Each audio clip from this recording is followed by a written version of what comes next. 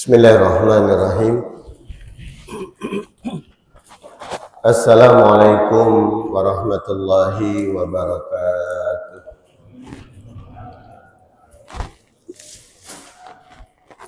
Alhamdulillahi rabbil alamin. Wa bihi nasta'inu ala umuri dunya waddin. Wassalatu wassalamu ala asrafil anbiya'i wal mursalin Nabina Muhammadin wa ala alihi wa sahbihi ajma'in. Asyhadu an la ilaha illallah wahdahu la syarika lah wa asyhadu anna Muhammadan abduhu wa rasuluhu alladzi la nabiyya ba'dah. Faqad qala Allah Ta'ala fil Qur'anil Karim, a'udzu billahi minasy syaithanir rajim. Alladzi ahsana kulla syai'in khalaqah wa bada'a khalqal insani min tin. Thumma ja'ala naslahu min sulalatin min ma'in mahin. Sadaqallahul adzim. Hadirin Bapak Ibu yang dirahmati Allah, apa kabar pagi hari ini Bapak Ibu semuanya? Sehat insyaallah Pak Bu ya? Insyaallah. Alhamdulillah. Pagi hari ini dengan izin Allah Subhanahu wa taala kita diberikan kemampuan untuk kembali menghadirkan diri kita di masjid ini dalam rangka menegakkan ibadah salat subuh berjamaah, dilanjutkan dengan talabul ilmu.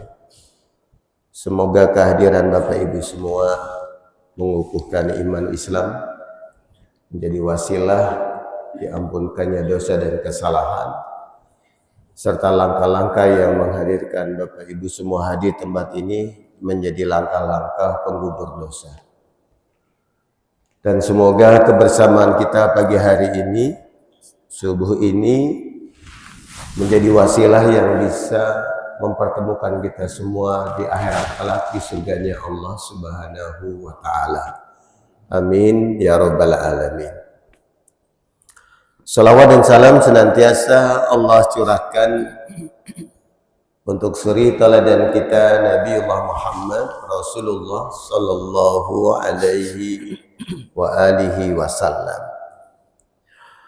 Bapak Ibu yang dirahmati Allah, pagi hari ini kita akan masuk ke pembahasan hadis yang keempat dalam urutan Arba'in An-Nawawi. Dan hadis ini salah satu hadis yang bagi sebagian orang ini menimbulkan polemik ya, atau masalah, karena ada kalimat di ujung hadis nanti yang menjadi asbab munculnya perilaku fatalisme. Fatalisme itu jadi menyandarkan semua nanti terserah Allah aja lah begitu, sehingga terkadang itu mematikan motivasi ya. Lalu pertanyaannya apa hadisnya, kan begitu. Bapak Ibu yang dirahmati Allah Subhanahu wa taala, hadis tersebut adalah disandarkan oleh Imam Bukhari Muslim kepada sahabat Abdullah ibnu Mas'ud radhiyallahu anhu. Beliau mendengar Rasulullah sallallahu alaihi wasallam bersabda, hadisnya adalah bismillahirrahmanirrahim, inna ahadakum yujma'u khalquhu fi batni ummihi arba'ina yawman nutfatan. Sesungguhnya salah satu di antara kalian itu dikumpulkan oleh Allah proses penciptaannya ibatni ummihi, di perut ibunya, arba'ina yauman, 40 hari, nutfatan, sebagai nutfah. Nutfah ini adalah materi yang berasal dari tumpahan laki-laki, ya, yang dalam bahasa Quran disebut ma'imahin, bahasa biologinya disebut dengan sperma. Summa yakunu alaqatan, kemudian 40 hari berikutnya nutfah ini ketika bertemu dengan sel telurnya istri, ya, atau pasangan, maka yakunu alaqatan, menjadi gumpalan darah, ya. Gumpalan darah yang secara biologis itu menggantung dalam rahim seorang wanita, ya. Jadi menggumpal, bahasa alaqah itu adalah menggantung. Summa yakunu mudghatan, kemudian berproses 40 hari berikutnya berkumpul menjadi mudghah, dari gumpalan darah menjadi gumpalan daging. Summa yursalu ilaihil malaku, kemudian setelah proses ini terjadi, apa yang terjadi? Yang terjadi adalah Allah mengutus seorang malaikat,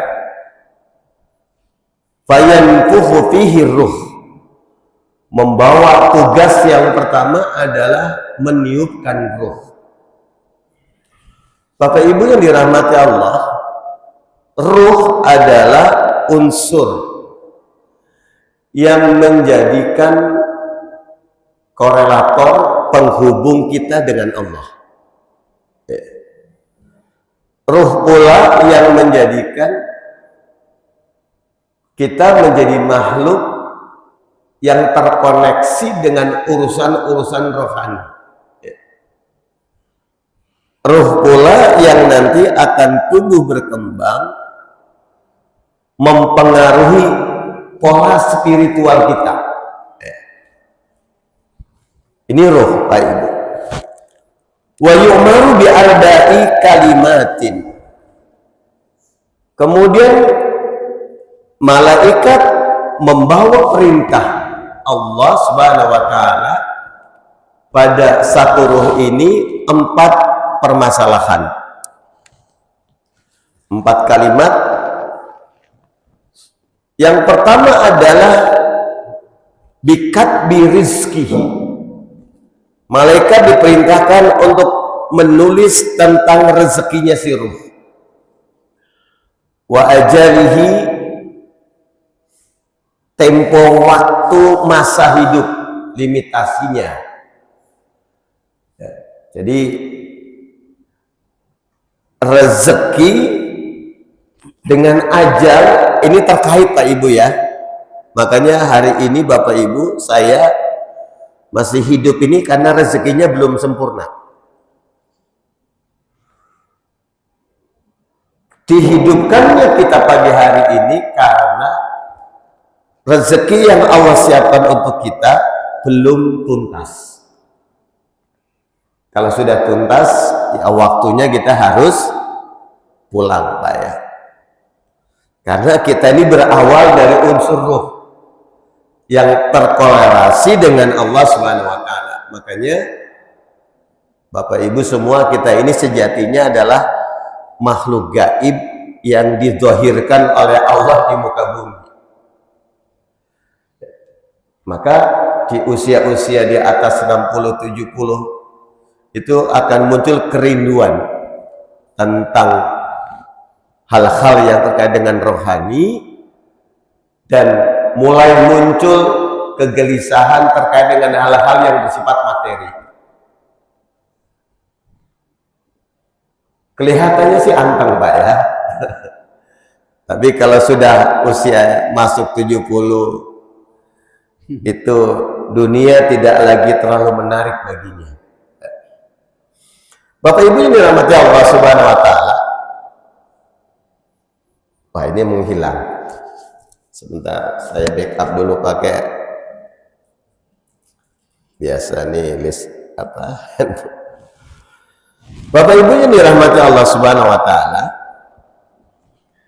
Jadi setelah ditetapkan oleh Allah batasan rezeki, ya, kemudian Allah hadirkan ajalnya, ya, maka ini tentu tidak berhenti di situ. Ya. Kenapa tidak berhenti di situ, Bapak Ibu? Karena selain dengan ajal batas, kita juga nanti ditentukan terkait dengan masalah-masalah yang lainnya. Mohon izin sebentar Pak Bu ya.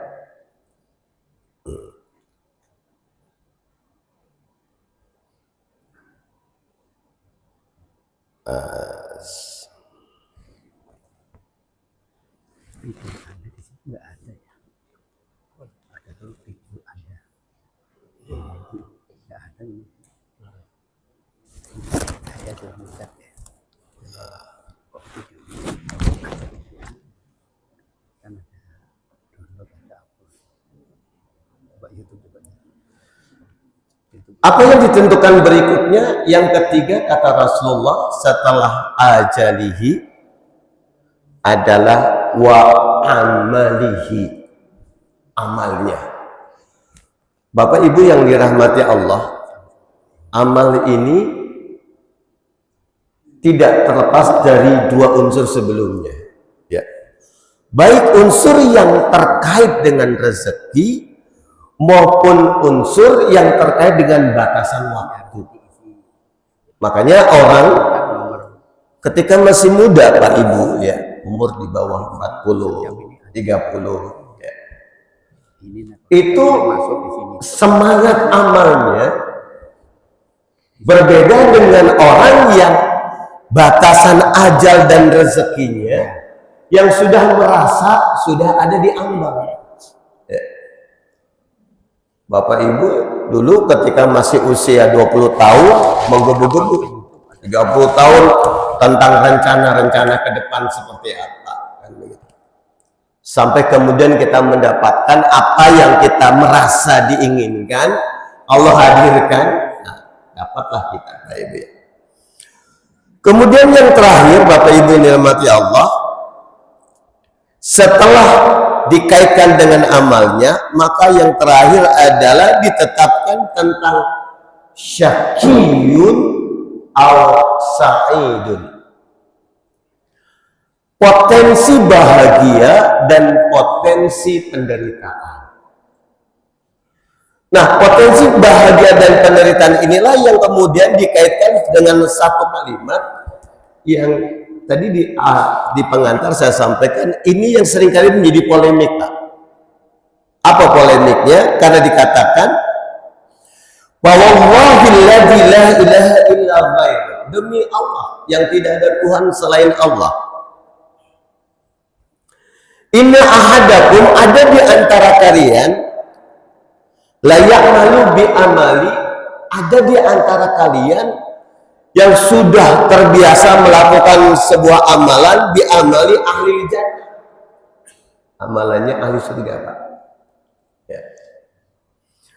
Kemudian hatta mayakunu bainahu wa bainaha illa dira'un, sehingga antara dirinya dengan surga itu tinggal sehasta, begitu.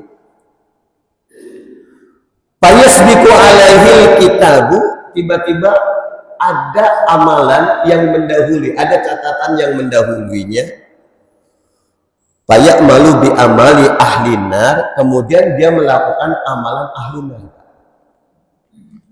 Ini yang saya sampaikan dari awal. Hadis ini yang kalau tidak dipahami secara utuh menimbulkan salah paham. Kenapa? Karena melahirkan perilaku fatalisme.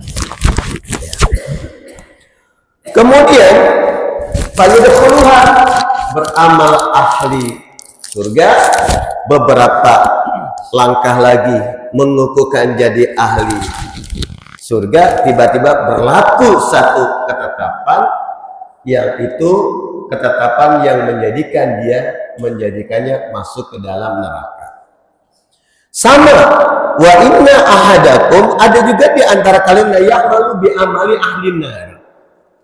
Ada yang melakukan amalan ahli nar begitu, fayasbiqu alaihi kitab, kemudian berlaku sebuah ketetapan, dan ketetapan ini terkait dengan bi amali ahli jannah, amalnya ahli surga, lalu dia mengakhirinya dengan amalan tersebut, fayadkhuluha, dan itu bisa menjadi asbab seseorang masuk ke dalam surga. Ahli jannah di awal, endingnya ahli neraka. Ahli neraka di awal, endingnya ahli jannah. Pak, Ibu yang dirahmati Allah, kalau kita membaca hadis ini sebatas pada kalimat itu, ya, maka hadis ini memunculkan perilaku, ngapain juga saya beramal ahli neraka kalau Allah sudah tetapkan jadi ahli surga, tapi kalau jadi ahli neraka, ujungnya neraka juga, terserah Allah aja lah begitu Pak ya. Nah, ini yang saya maksud di awal kata lisan. Bapak Ibu yang dirahmati Allah, dari awal kajian saya selalu mengingatkan bahwa hadis itu tidak bisa dipahami dalam satu konteks. Kenapa? Karena pembatasan pada satu keadaan akan melahirkan amalan yang berbeda, yang kemudian diimplementasi di kalangan masyarakat, itu bisa menimbulkan friksi, perbedaan Pak Ibu, bahkan menimbulkan konflik ya dalam beberapa hal ya. Nah, untuk memahami ini memang harus dilihat juga hadis-hadis yang lain. Hadis ini sebenarnya Pak Ibu mengajarkan tentang qadha dan qadar Allah. Karena di hadis ketiga kita membahas tentang bangunan Islam, hadis kedua membahas tentang iman, begitu. Jadi ini adalah ikhtiar Imam Nawawi untuk menghantarkan pemahaman yang komprehensif, maka dihadirkan hadis-hadis itu. Ya. Tujuannya apa? Agar melahirkan satu pemahaman yang utuh, Pak Ibu. Hadis ini mengajarkan tentang qadha dan qadar. Qadha dan qadar itu sifatnya rahasia. Ini yang harus kita pahami. Rahasia yang sepenuhnya milik Allah. Rahasia yang menjadi ruang adanya ikhtiar dan ujian. Karena antara qadha dan qadar itu ada satu garis tengah yang namanya ikhtiar. Ikhtiar, yang namanya ikhtiar Pak, itu diambil dari kata khairon. Khair itu baik. Karena berubah wazan menjadi iftian, ada sisipan awalan alif, wazannya ibta'an, maka ikhtiar dimaknai proses usaha mencari yang terbaik Pak, bukan istisyar. Beda. Kalau istisyar upaya mencari yang paling dulu.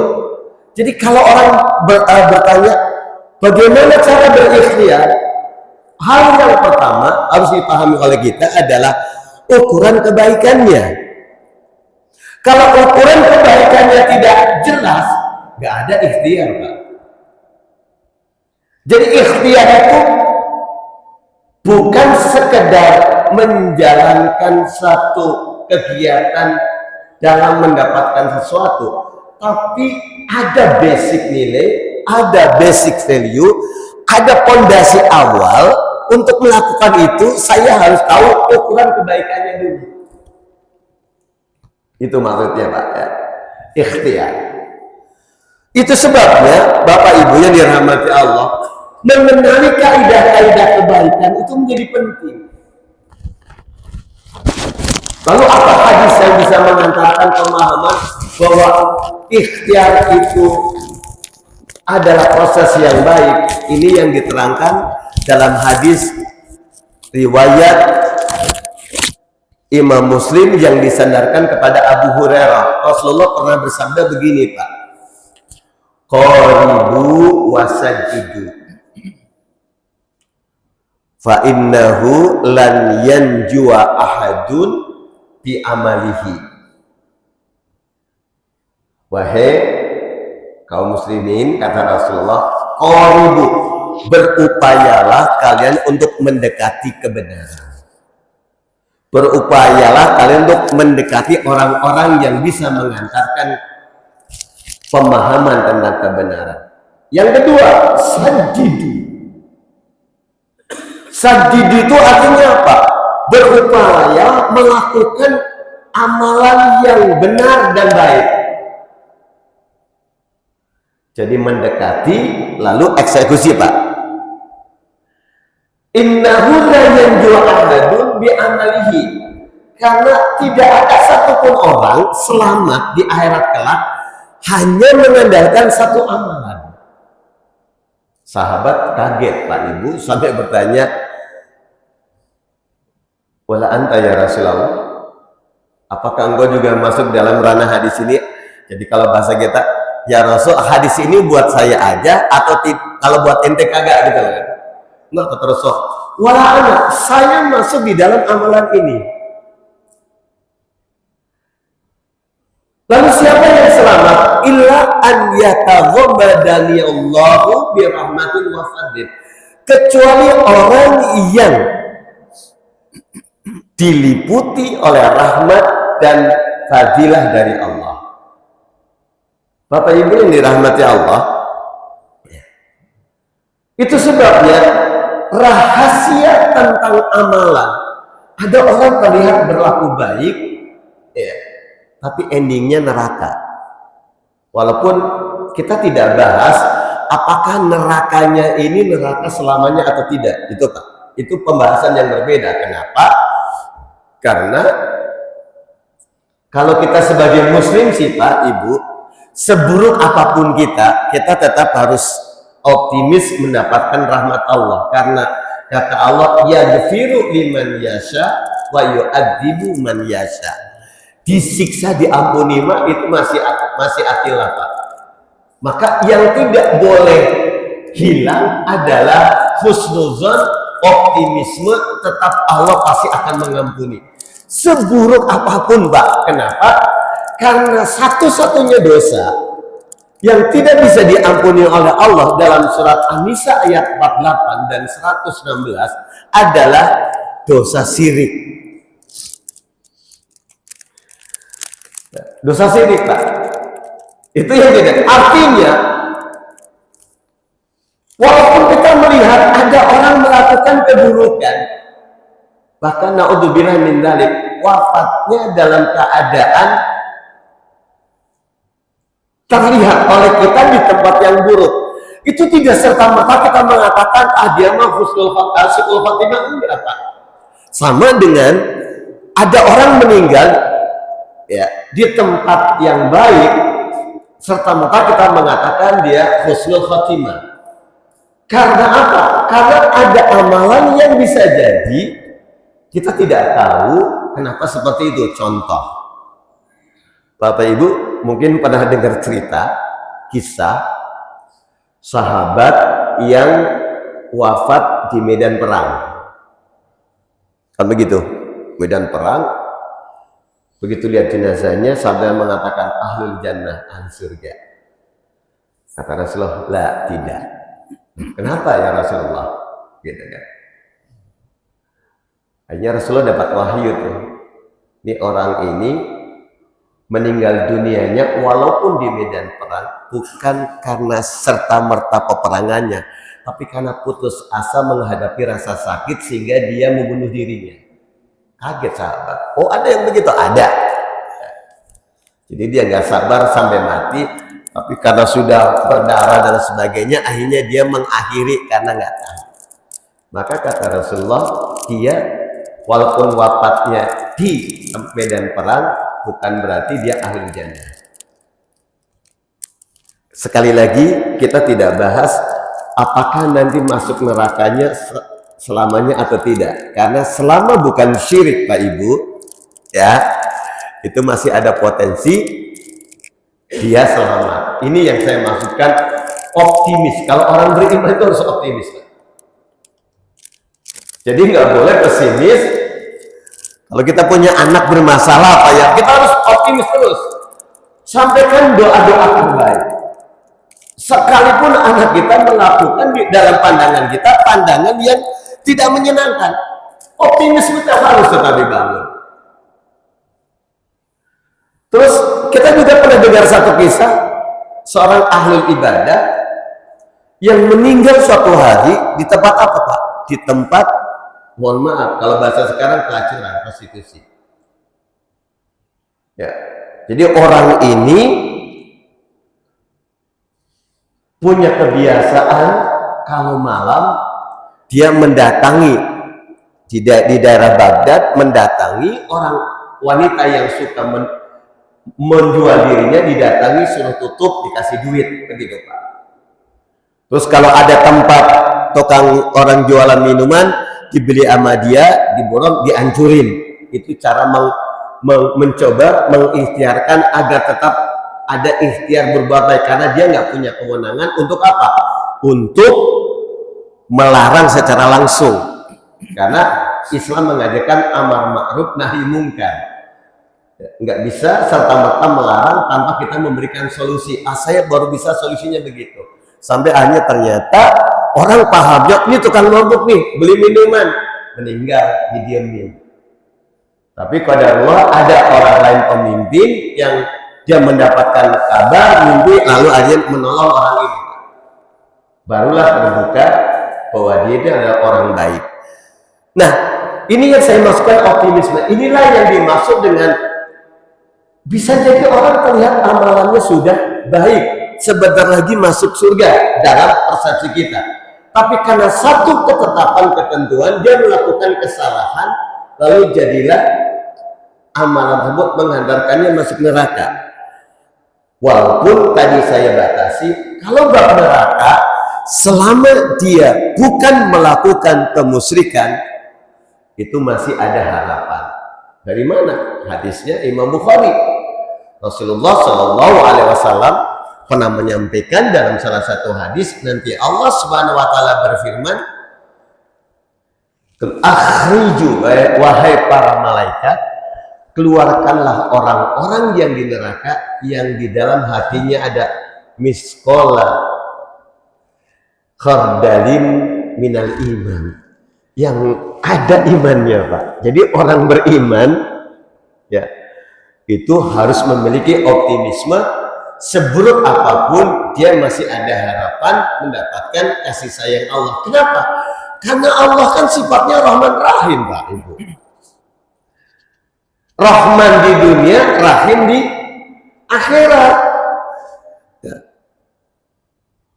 Rahman untuk orang beriman dan orang kafir, Rahim khusus untuk orang beriman. Jadi siapapun yang meninggal dia masih memiliki keimanan, sekalipun buruk, dia masih punya harapan untuk menjadi ahli surga. Walaupun bisa jadi proses masuk surganya, ada di beberapa hadis itu orang Islam itu kan pilihannya, ada yang masuk surga tanpa hisab dan adab, kedua masuk surga dengan hisab dan adab, yang ketiga masuk surga hanya dengan hisab. Nah, hisab sendiri di alam akhirat itu sudah merupakan berat Pak, karena kita menunggu hisab itu bukan sehari dua hari, ratusan bahkan wallahu a'lam bishawab ribuan tahun. Karena Rasulullah Shallallahu Alaihi Wasallam menjelaskan ada orang itu di padang mahsyar nanti ya, itu untuk menunggu hisab saja matahari aja sudah didekatkan, kan begitu. Makanya muncul hadis sab'atun yudhilluhumullah fi yaumin la dhilla illa dhilluh. Nanti ada 7 golongan yang oleh Allah akan mendapatkan naungan pada hari tidak ada naungan. Itu optimisme Pak. Termasuk Rasulullah Shallallahu Alaihi Wasallam pernah bersabda, Pak Ibu dawamkan surat Al-Baqarah dan surat Ali Imran. Ada perintahnya Pak Ibu ya. Kenapa? Karena Al-Baqarah dan Ali Imran pada saat nanti di yaumil hisab, di padang mahsyar akan hadir dalam bentuk zahrawan, dua seperti awan yang melindungi Pak. Itulah yang dimaksud di dalam hadis Iqra'ul Quran. Fa innahu ya'ti yaumal qiyamah syafi'an. Bacalah Quran karena pada hari kiamat amalan Quran itu akan mendatangi kita. Beda kalau Bapak Ibu cuman berharap selamat dari sholawat. Kalau sholawat kita rebutan dengan banyak orang, karena hampir semua orang yang tukang maksiat pun sholawat juga Pak. Tapi tidak semua orang ahli Quran. Itu kekhususan Pak ya. Kenapa dikhususkan? Karena dia ahlullah, keluarga Allah. Nah Bapak Ibu ini dirahmati Allah. Jadi hadis yang dibaca tadi ya, tentang amalan orang baik terkait dengan 4 hal yang terkait dengan masalah umur, rezeki, umur, amal, ending akhir, semua orang itu dirahasiakan. Rahasia inilah yang menjadi dasar dibangunnya optimisme. Tapi kalau kita memahami teks hadis ini pada sekedar teks, melahirkan pesimisme. Ngapain juga baik, toh nanti akhirnya kalau ditakdirkan masuk surga, surga. Kalau neraka, neraka juga. Bukan itu maksud hadis ini Pak Ibu. Jadi hadis ini menceritakan tentang rahasia qada qadar yang harus disikapi dengan ikhtiar. Oleh karena itu Pak Ibu yang dirahmati Allah, bagi seorang muslim gak ada kata cukup berbuat baik Pak. Gak cukup Bapak mengatakan saya sudah baik. Enggak. Baik itu kalau bisa konsisten, bertahan sampai akhir. Ini challenge-nya, tantangannya Pak. Saya kan udah biasa ngaji, ngapain ngaji lagi? Enggak, kalimatnya bukan begitu. Karena dari rangkaian amalan ngaji Anda, yang paling Allah ridho kepada Anda, kita nggak tahu Pak.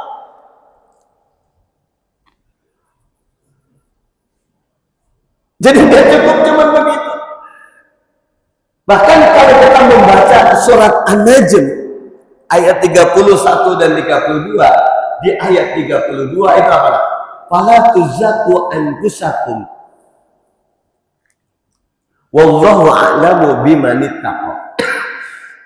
Jangan sekali-kali engkau merasa orang paling suci, enggak boleh. Karena Allah paling tahu siapa di antara kalian paling bertakwa. Itu sebabnya kita tidak bisa menilai sesuatu cuman dari pandangan awal Pak. Ya. Dan itu pula yang menjadikan kita harus optimisme, memberikan doa terbaik pada orang-orang yang kita kenal, walaupun dia berada dalam keadaan buruk. Ini kita kenal, ini orang baik teman. Atau mungkin kita kenal, oh ya saya tahu dia anaknya si fulan, bapaknya baik, tapi dia begitu. Bapak doakan dia jadi baik, karena doa kebaikan untuk orang lain itu baliknya kepada kita Pak. Beda, mohon maaf, kalau yang baiknya orang beda agama. Kita nggak doanya ya Allah berikan dia hidayah. Itu ya, doa, satu-satunya doa. Karena mendoakan orang kafir kan nggak boleh. Ya. Doa untuk orang kafir adalah cuma satu. Ya Allah berikan dia hidayah, kembalikan dia kesadarannya agar kembali ke jalanmu. Itu yang kita doakan. Karena sebaik apapun orang kafir, di sisi Allah dia adalah orang buruk. Kenapa? Karena dia mengambil hak Allah untuk diibadahi. Walaupun dia mengaku orang yang beragama, tapi konsep agamanya menyelisihi ketetapan Allah. Karena Allah sudah membuat kaidah, wa man yattaqi ghairal islami dina falam yuqbal min. Siapapun orang yang mengambil kaidah selain Islam sebagai pola hidupnya, tidak akan diterima.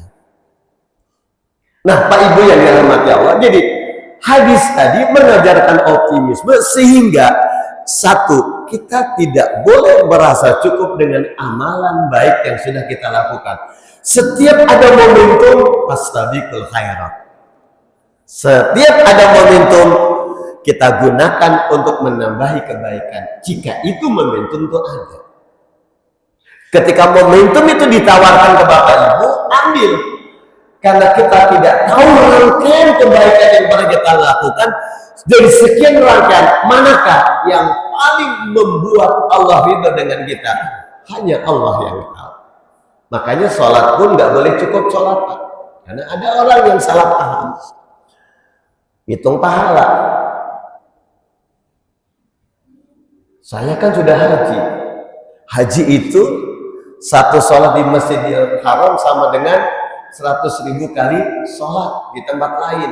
Kalau saya hitung-hitung waktu, pertambahan umur saya, jadi kalau pulang haji, lalu dia nggak perlu sholat. Saya sudah punya tabungan sholat. Nggak bisa, Pak. Dan itu masih ada kejadian di masyarakat, Pak. Di kampung biasanya begitu. Ya. Masih saya menemukan orang-orang begitu, Pak Haji kagak sholat. Jangan. Saya sama kamu, kebanyakan saya pahalanya. Saya sholat satu sholat aja di Masjidil Haram. Itu sama dengan 100.000 kali sholat kamu di sini. Coba kamu udah berapa kali sholatnya? Ada 100.000 kali, dihitung. Kagak nyampe. Itu sebabnya kita tidak boleh merasa cukup dengan amalan yang dilakukan. Nggak boleh, harus terus dan terus. Karena ending kita cuma satu, Pak. Kita boleh berhenti itu saat mati. Makanya di dalam Islam, orang mati itu ada dua. Mustarihun lahu wa mustarihun anhu, Pak. Bapak istirahat dari ketetapan Allah, ya, dari dunia, atau dunia yang mengistirahatkanmu karena kemaksiatanmu. Itu Pak, dua pilihannya. Ya. Maka kalau kita mendengar orang, mohon maaf, jahat, kalau macam, meninggal, alhamdulillah, untung dia udah mati, kan begitu Pak ya.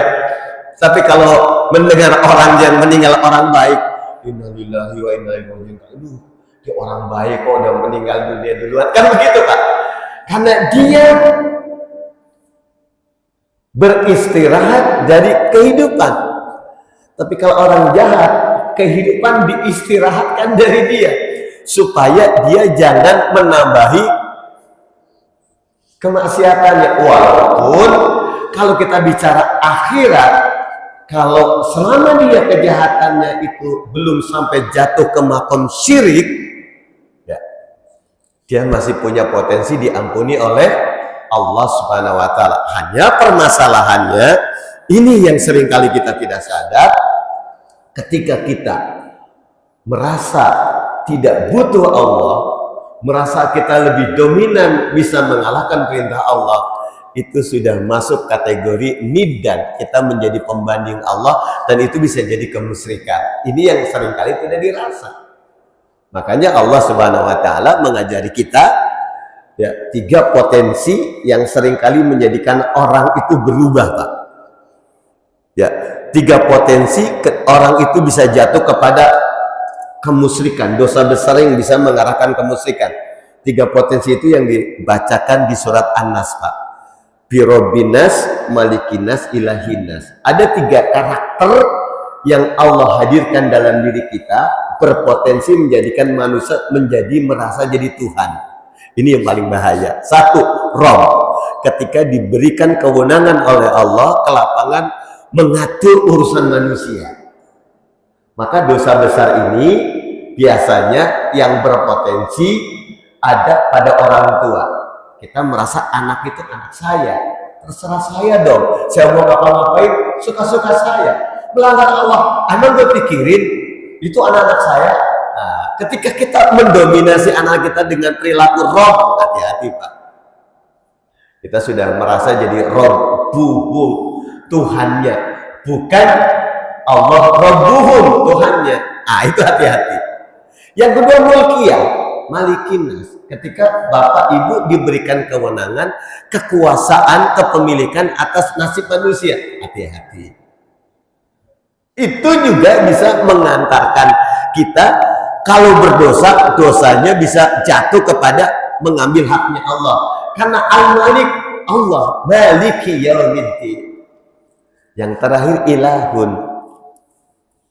Dominasi ingin dijadikan satu-satunya orientasi, ditaati, diikuti, itu ilah. Makanya kata Allah, ya, syahadat kita, kata Rasulullah, la ilaha illallah. Enakan di sini ya. Ketika muncul keinginan, pokoknya harus ikut saya, harus ngikutin kemauan saya, harus taatnya kepada saya. Itu berarti orang itu sedang mengambil haknya Allah. Dan ketika dia mati dalam kondisi itu, ini yang mengkhawatirkan. Kalau itu jatuh menurut pendirian Allah, jatuh dalam kemusyrikan karena dia mau menyekutuai Allah, hati-hati. Itu yang menurut surat An-Nisa ayat 48 tidak diampuni. Kalau tidak diampuni, berarti nerakanya apa Pak? Khalidina fiha. Na'udzubillah min dzalik. Makanya kita diajari oleh Nabi Muhammad SAW, kalau mau tidur diantaranya baca surat An-Nas, Al-Falaq, dan Al-Ikhlas Pak. Itu surat itu rangkaian dari body protector Pak. Ayat-ayat yang bisa memproteksi kita dari kejahatannya orang-orang yang punya penyakit hasud sama kita. Orang hasud kalau dengki sama kita itu pengennya nyelakain Bapak dengan cara apa? Yang batini maupun yang zahir, kan begitu Pak. Body protektornya surat 3 surat tadi. Nah, tapi pintu masuk kenapa Bapak bisa terkena pengaruh dari orang lain? 3 An-Nas tadi. Ada unsur rububiyah, ada unsur mulkiyah, ada unsur uluhiyah. Makanya kita nggak boleh Pak merasa tadi, kalau bahasa surat An-Najm ayat 32, fala tuzakku anfusakum huwa a'lamu bimanittaqa. Jangan sekali-kali kesolehan yang kita lakukan menjadikan klaim saya paling soleh. Karena sekarang udah mulai muncul Pak perilaku begitu. Kenapa? Ngapain belajar ngaji yang ustadznya aja begitu? Ada begitu Pak. Karena dianggap ustadznya tidak sepikrah dengan gurunya. Jadi sekarang banyak murid-murid ya, ini yang menjadi asal kenapa di Islam muncul friksi yang dominan, karena sudah muncul murid-murid yang menuhankan guru-gurunya. Kalau bukan guru aneh yang ngomong, aneh kagak mau denger. Hati-hati. Ya, diajak berpikir terhadap ayat, tetap enggak, itu bukan guru saya. Itu mah beda. Itu hati-hati. Padahal al-haqqu min rabbika. Kebenaran itu parameternya jelas. Fala takunanna minal mumtarin. Kalau bahasa Rasulullah itu tadi, selama kalian intamasaktum, berpegang teguh pada keterangan yang disandarkan pada Al-Quran dan Al-Hadis As-Sunnah, Anda masih berada di koridor sekalipun, mohon maaf, sekalipun perilaku Anda dianggap bermasalah sama orang lain. Karena yang akan menghakimi kita bukan dia Pak. Yang menghakimi kita Allah, ya kan? Dan hujah yang kita miliki adalah menjadi asbab ada tidaknya nilai sebuah amalan. Jadi Bapak Ibu yang dirahmati Allah, kembali hadis tadi mengajarkan optimisme, bukan fatalisme, pesimis. Hadis itu mengajarkan kita agar kita selalu berupaya mengambil peluang kebaikan. Kalau bahasa Rasulullah, qaribu wasadidu. Karena mengambil peluang kebaikan yang Allah hadirkan, itu adalah jalan rahmat Allah. Jadi kalau kita menggunakan hadis yang dari Abu Hurairah tadi, untuk mendapatkan rahmat Allah yang bisa menyelamatkan, ikhtiarnya 2, qaribu saddidu. Berupaya kita mendekatkan diri, berupaya kita mengeksekusi kebaikan-kebaikan dengan proses pembelajaran. Tapi kalau menurut Al-Quran, surat Al-Baqarah ayat 218, ada 3 amalan Pak. Allah katakan innal ladzina amanu wal ladzina hajaru wa jahadu fi sabilillah ulaika yarjuna rahmatallah.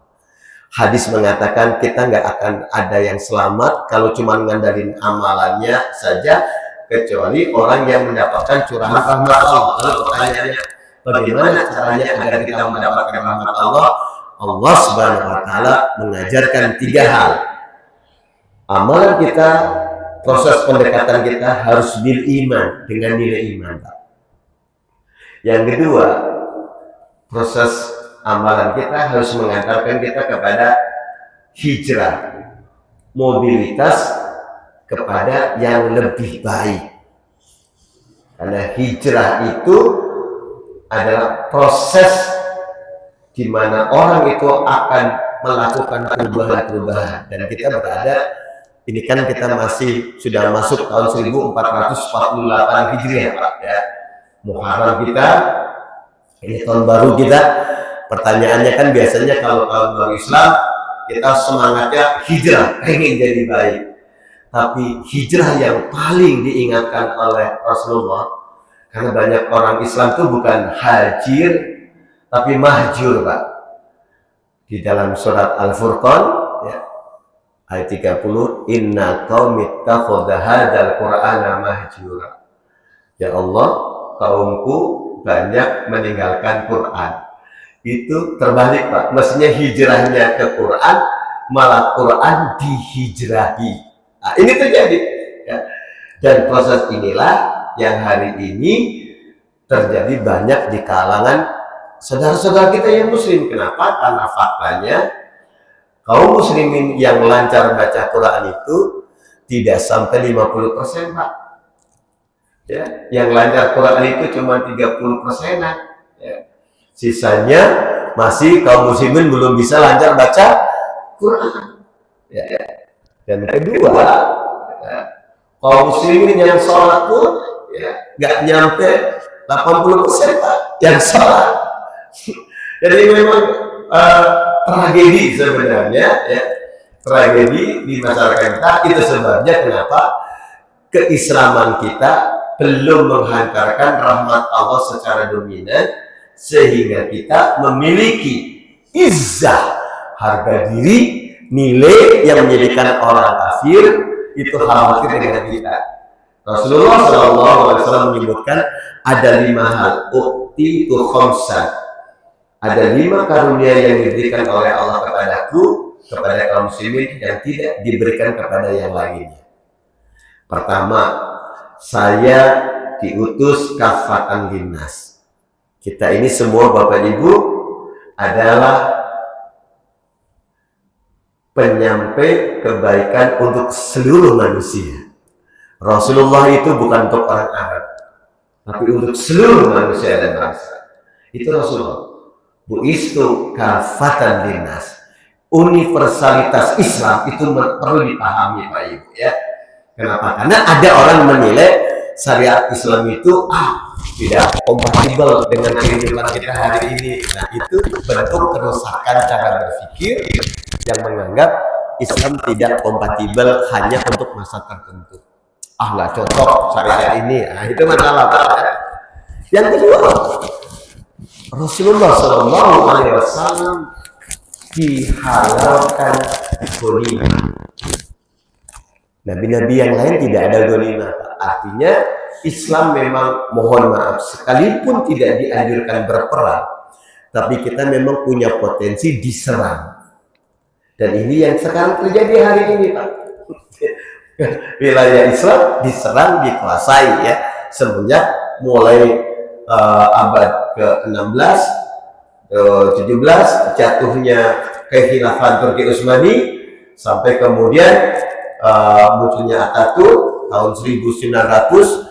Itu banyak wilayah-wilayah Islam termasuk Nusantara yang diambil alih oleh kekuasaan Nasrani dengan membawa visi gold, glory, dan prospernya, termasuk Indonesia, Pak, ya kan? Nah, jadi yang kedua ini adalah potensi. Ingat, supaya kita juga, bukan kita disuruh perang, Pak, bukan. Karena perintahnya nanti di Al-Baqarah ayat 190 191, qatilul ladina yuqatilunakum. Perangilah orang yang memerangimu.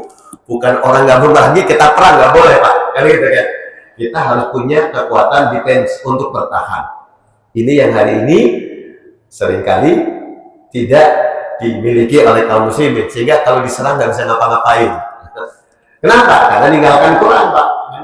Nah, kemudian apa lagi? Dikasih. Yang ketiga adalah Allah mudahkan kita. Kalau bahasa Rasulullah, ju'ilat liyal ardu masjidan wa tahura. Allah berikan kita tanah itu tempat sujud dan tempat bersuci. Makanya Pak Ibu, kita boleh sholat di mana saja. Walaupun ada juga saudara-saudara muslim Pak, sholat kalau bukan di masjidnya kagak mau Pak. Oh dia mau masjid dia Pak, orang lain masuk pun nggak boleh Pak.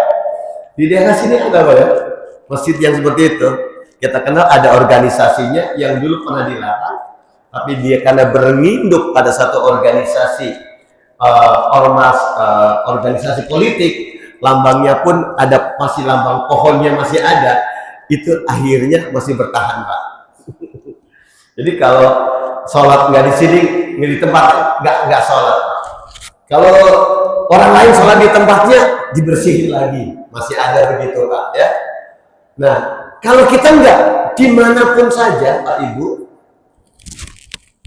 Bapak ada masjid ya, datang waktu bisa sholat.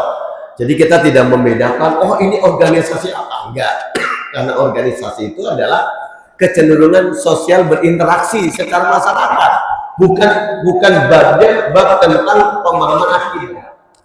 Ya, karena sekarang juga kalau yang tadi saya sebutkan, kalau bukan masjidnya nggak mau sholat, di antara kita kan juga kalau bukan gurunya nggak mau ngaji Pak, yang penting gurunya, itu juga ada.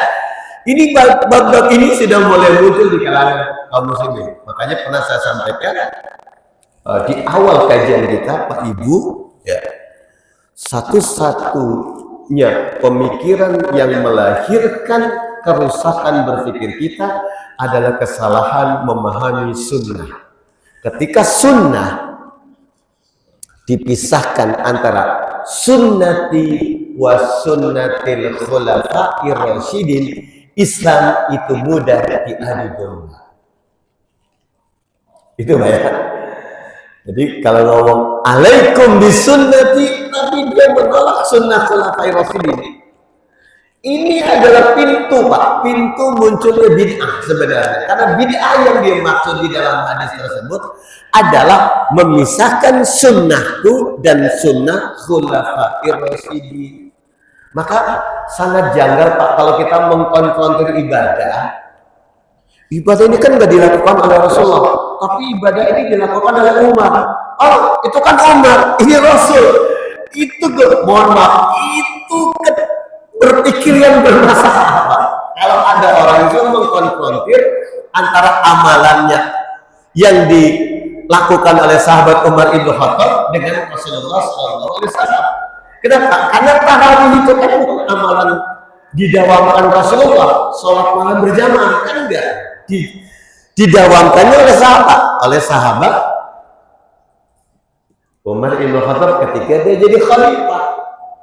Ini daripada ngumpul sholat masing-masing, situ kedengarannya kagak enak, sini enak. Oh satu tadi imam yang paling enak bacaannya kan begitu Pak. Nah Pak Ibu yang dirahmati Allah, ya. Kesalahan berpikir kita. Makanya dari awal saya sampaikan, belajar membaca hadis memang harus komprehensif. Tidak bisa cuman sebagian. Bapak Ibu yang dirahmati Allah, jadi tanah untuk kafatan linnas, jadikan tanah, gitu kan ya, masjid, ghanimah. Yang keempat apa? Yang keempat, Rasulullah diberikan syafaat. Yang terakhir, yang kelima, nusirtu masirata syahrin. Nabi Muhammad, umat Islam di zaman Rasulullah itu diberikan Izzah yang menjadikan orang kafir itu takut. Bahkan 1 bulan perjalanannya pun bikin orang kafir takut deg-degan. Hari ini, naudzubillah min dzalik, Pak. Orang kafir malah ada di negara-negara muslim. Kagak takut, Pak, menguasai perang Iran kemarin. Kan sebagian biayanya ditanggung oleh siapa? Oleh negara Saudi, oleh Qatar ya. Bahkan terakhir Qatar, Pak, itu memberikan hadiah kepada Presiden Amerika pesawat untuk jadi pesawat kepresidenannya Donald Trump. Itu, Pak, itu harganya ratusan juta dolar, Pak.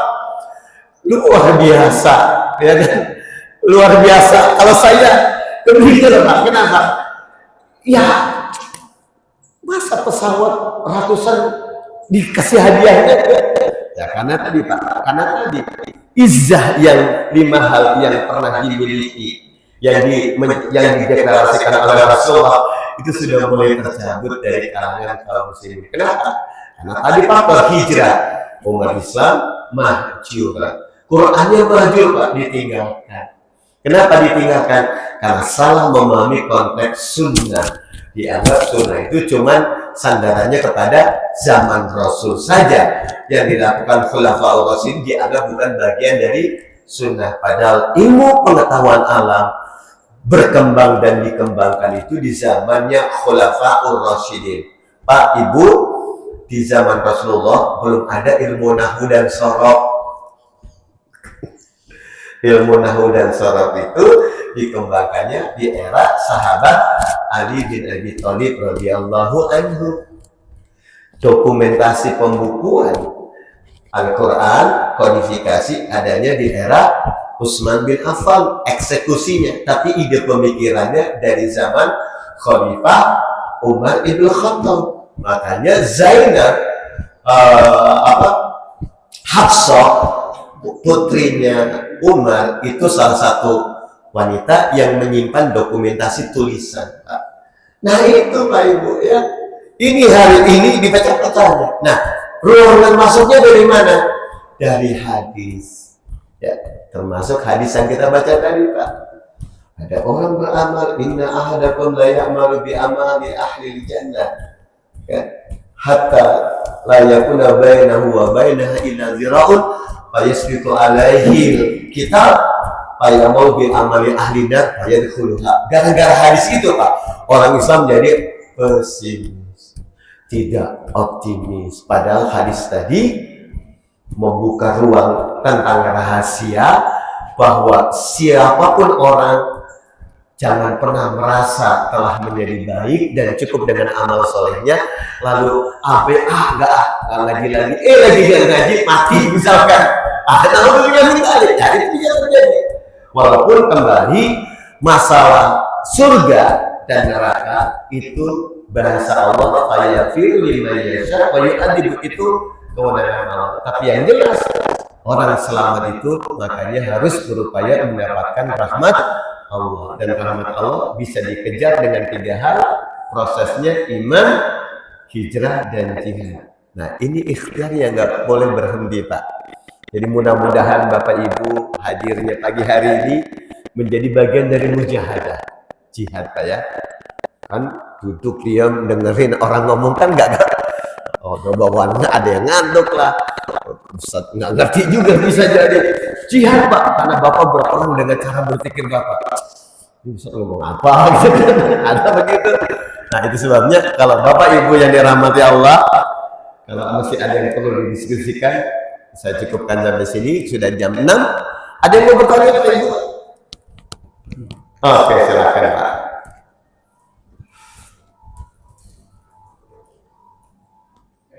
Silakan.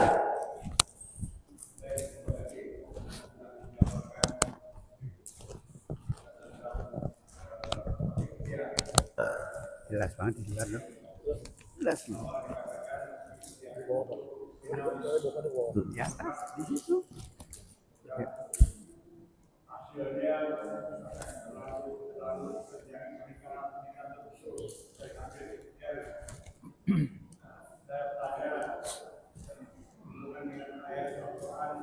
di sini gini nih Kemang. Gas. Al-Insan. Sah. Ayat ke-7.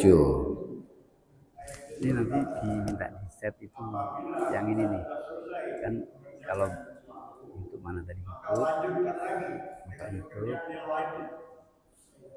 Nah itu ya. Terus cara ngeliat ada Anda gitu di situ.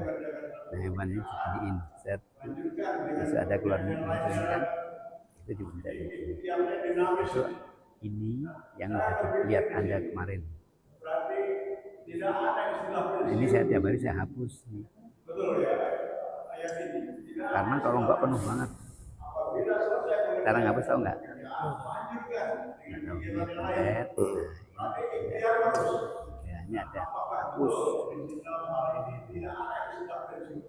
Anda kalau mau tahu kelakuan anak Anda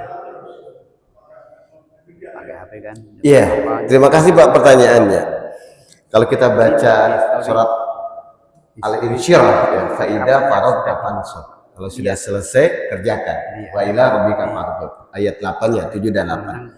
Kalau kita baca surah Al-Jumu'ah kan faidah qudiyati salatu fantasiru fil ardi wabtagu min fadlillah. Wadkurullaha katsiran la'allakum tuflihun. Memang di hadapan Allah Bapak nggak ada kata pensiun. Pensiun itu adalah saat kita meninggal. Meninggal adalah batasan pensiun, berhenti dari amal. Cuman kan persepsi manusia hari ini tentang pensiun kan adalah berhenti dari kerjaan dunia, Pak. Kerjaan cari nafkah dianggap pensiun. Ya kan begitu, Pak ya? Nah, inilah kesalahan pemahaman kita memahami pensiun.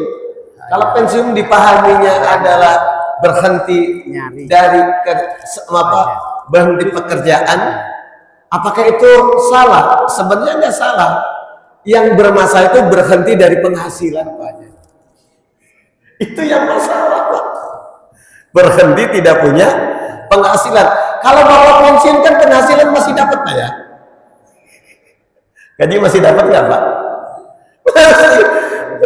Jadi artinya apa? Tadi jadi yang bermasalah itu adalah berhenti dari penghasilan. Makanya kalau orang pensiun kan rata-rata sudah pasif income, Pak ya. Jatuhnya dong, Bapak nggak kerja, nggak pergi ke kantor, sebulan dapat gaji. Nah, berarti dia tidak sudah pasif income. Jadi dunia kan begitu, Pak, idealnya. Nah, tinggal masalahnya tadi. Pertanyaannya, apakah kerjaan kita ini menghasilkan amalan-amalan yang kemudian Allah ridha kepada kita? Yang begitu mah nggak ada pensiunnya, Pak. Sampai peluangnya tadi, ya kan? Ada momentum, ada kesempatan, ayo lakukan. Kan begitu, Pak. Ya. Jadi saya sepakat pemahaman Bapak betul. Tidak ada istilah pensiun dalam Islam dalam konteks melakukan kebaikan, nggak ada. Tapi kalau dalam konteks mencari penghasilan, bekerja dunia ada. Tapi itu juga dengan catatan harus sudah pasif income atau punya dana pensiunan ya, Pak. Kan gitu kan? Ya kalau Bapak kan kalau model Bapak mohon maaf nih yang umur di atas 60 sudah anak sudah kerja, sudah menjadi termasuk donatur, Pak ya. Waktu kita masih sudah ada yang sudah ada membiayai. Ya lagi ngapain, Pak? Kan gitu kan? Jadi kalau dunia mah urusannya selama kita belum memiliki penghasilan yang bisa memenuhi kebutuhan kita, ya tetap harus kerja. Tapi kalau pekerjaannya sudah bisa menghasilkan penghasilan atau dari pekerjaan kita menghasilkan sesuatu yang bisa menopang kehidupan kita, berhenti pensiun silakan saja. Tapi kalau untuk amalan baik tidak ada istilah pensiun. Kita faragta fansab wa ila rabbika farghab. Begitu, Pak ya? Oke. Baik Bapak Ibu yang dirahmati Allah, silakan Pak, ada pertanyaan berikutnya.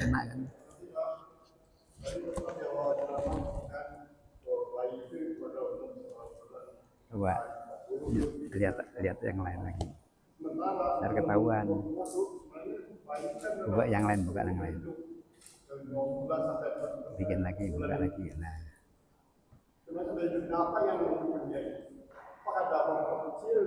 Udah dua kan, coba. Oke, Pakai YouTube aja. ini menarik Pak. Ketika sebelum 40 hari yang ketiga ya, 120 hari, itu yang ditiupkan ruh. Kalau 40, 120 itu ruh Pak ya. Kalau yang hidup pada saat dari 0 tahun tumbuh kembang, itu adalah unsur-unsur materinya Pak. Ya. Sperma itu kan Pak. Sperma itu bukan barang mati loh Pak. Sperma itu mengandung unsur kehidupan. Histori banyak. Ya, kan? Kalau Bapak lihat sperma itu kan jutaan Pak. Itu kan bergerak. Sperma itu makhluk hidup, tapi konsep hidupnya berbeda dengan ruh yang ada di kita. Ya. Itu juga kehidupan. Jadi ada kehidupan yang bersifat jasmani terkait dengan materi fisiknya. Nah, apa yang menghidupkan itu adalah sel-sel karena sel kita itu makhluk. Makanya kalau dibedah, Pak, ya, kenapa rambut kita tumbuh? Karena ada selnya. Sel itu adalah makhluk yang berbeda dengan ruh yang ada di kita. Jadi itu yang kemudian disebut dengan istilah, kalau bahasa kita mengatakan semacam jiwanya Pak. Ya. Jadi ada kehidupan. Histori itu sejarah. Itu sejarah yang udah dilakukan.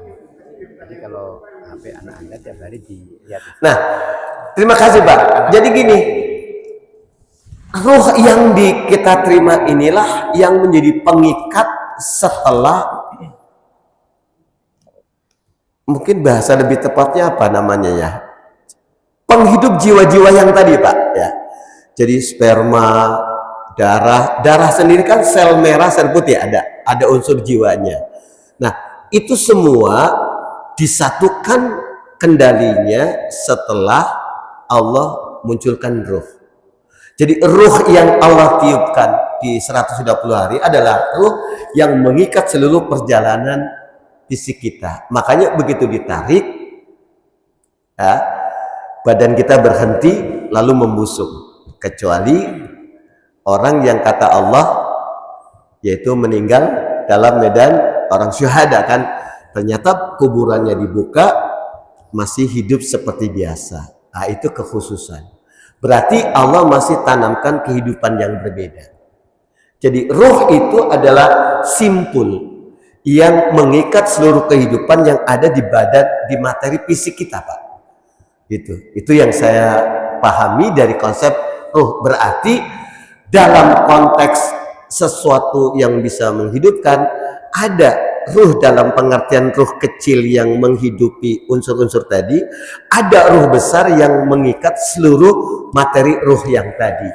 Itu sebabnya ketika saya wafat nanti ruhnya diambil, maka badan saya tidak lagi tumbuh kembang seperti biasa. Bisa jadi karena amalan saya yang kurang bagus dan lain sebagainya, ini yang tetap menghasilkan kehancuran badan saya.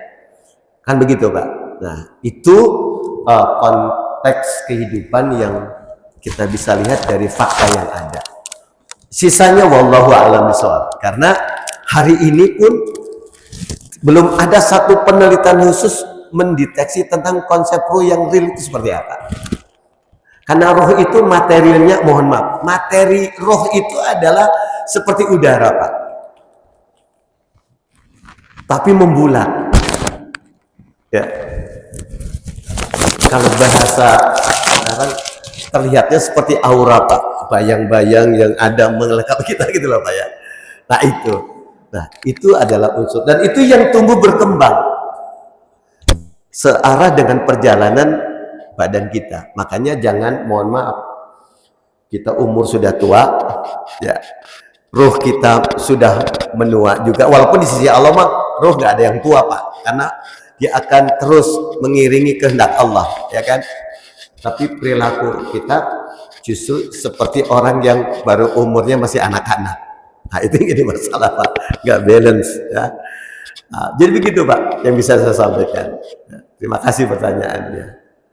Baik Pak Ibu, kita cukupkan ya dengan sama membaca kafaratul majlis. Subhanakallahumma wa bihamdika asyhadu an la ilaha illa anta astaghfiruka wa atubu ilaik. Alhamdulillahirabbil alamin. Assalamualaikum warahmatullahi wabarakatuh.